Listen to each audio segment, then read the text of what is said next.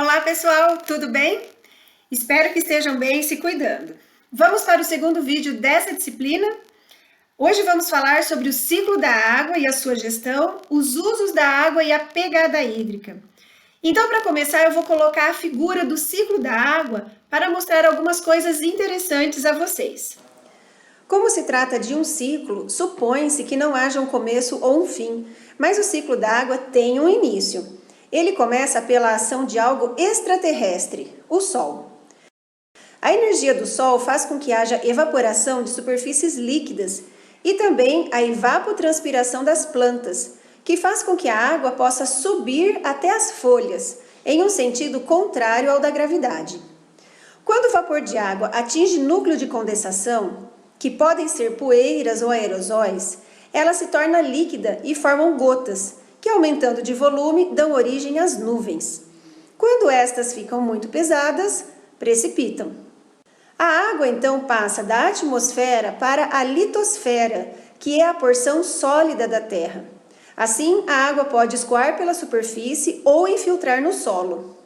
O escoamento superficial alimenta os rios e lagos, e a infiltração faz a recarga de águas subterrâneas. Essas águas subterrâneas também alimentam rios e lagos pelas nascentes e fornecem águas para as plantas. Eu gostaria de dar exemplos de gestão da água usando as etapas do ciclo hidrológico. Então, como podemos atuar na evapotranspiração? Plantando árvores, criando áreas verdes, áreas de preservação.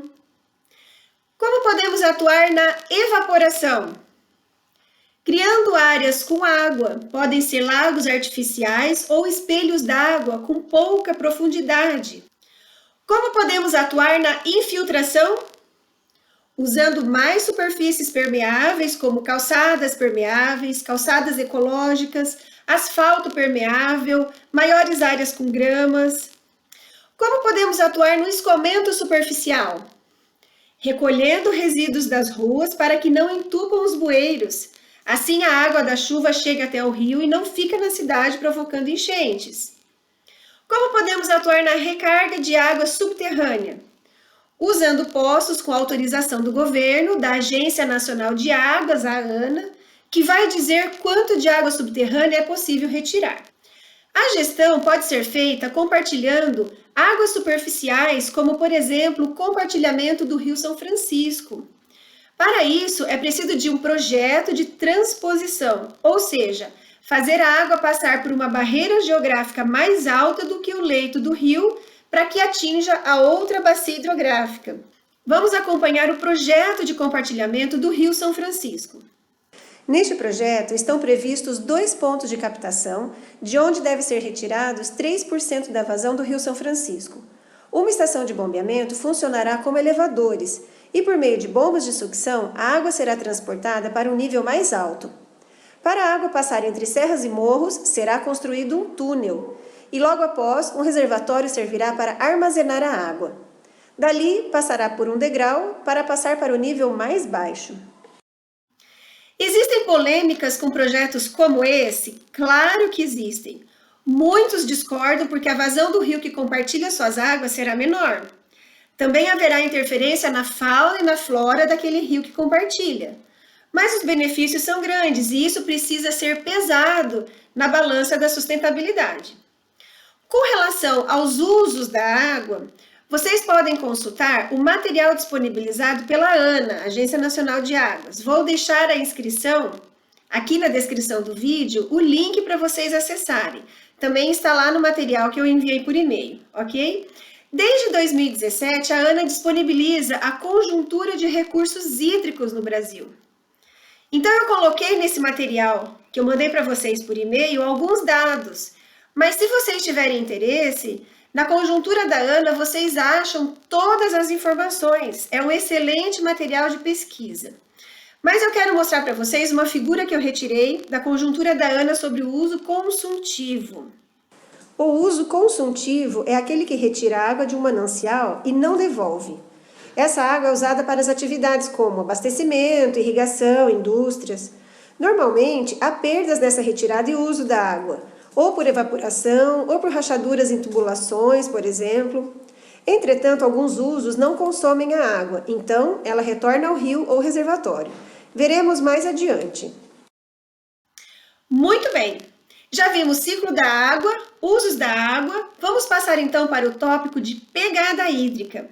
A figura a seguir mostra um esquema do que é considerado na pegada hídrica pela norma ISO 14046, de 2014. A pegada hídrica é quanto consumimos de água de forma virtual, em produtos ou processos. É composta pela água verde, água azul e água cinza. A água verde é representada pela água de chuva incorporada pelas plantas para o seu crescimento ou evapotranspirada. A água azul são águas superficiais ou subterrâneas incorporadas ao produto ou retiradas de um corpo d'água e devolvido a outro. A água cinza são águas poluídas. Essa figura mostra a quantidade de água que consumimos de forma virtual em alguns produtos. Você sabia que para uma xícara de café usamos 123 litros de água? Para cada quilo de arroz, gastamos quase 2.500 litros. Para 1 quilo de carne bovina, são gastos 18.415 litros de água. Para 1 quilo de chocolate, consumimos pouco mais de 17.000 litros. Para um copo de chopp, 74 litros. E para uma camisa de algodão, quase 2.500 litros de água. E por fim, sem perceber, nós também usamos a água sem consumi-la, seja para lazer, efeitos paisagísticos, ou para a preservação ambiental de uma cidade, ou para gerar energia elétrica, ou para navegação. Vou mostrar para vocês umas fotos interessantes desses usos. Essa é uma praia artificial temporária em Paris. Todo verão elas são instaladas nas margens do rio Sena, em alguns pontos da capital francesa. Nesta foto, vemos o exemplo mais ousado de parques lineares, em Seul, na Coreia do Sul. Antes do projeto, o rio era canalizado, fechado e passava uma rodovia por cima. Com muitos protestos na época, a rodovia foi demolida e o rio foi aberto. Aqui vemos as Falkirk Wheels, um exemplo arrojado de transposição de nível. Tem a mesma função de uma eclusa, ou seja, levar uma embarcação para um nível acima ou abaixo de um acidente geográfico. E por fim, aqui temos um exemplo de ponte hidroviária. Foi uma solução de engenharia para diminuir o trajeto de embarcações e, consequentemente, custos e tempo. Ela possibilita a navegação ininterrupta de oeste a leste da Alemanha. Sugiro que vocês procurem na internet essas obras curiosas. Muito legal, hein? Com isso, encerramos o conteúdo desse vídeo e eu vou explicar a atividade de hoje.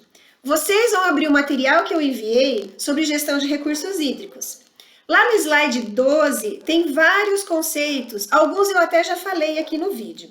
Mas vocês vão procurar essas definições e fazer as explicações, ok?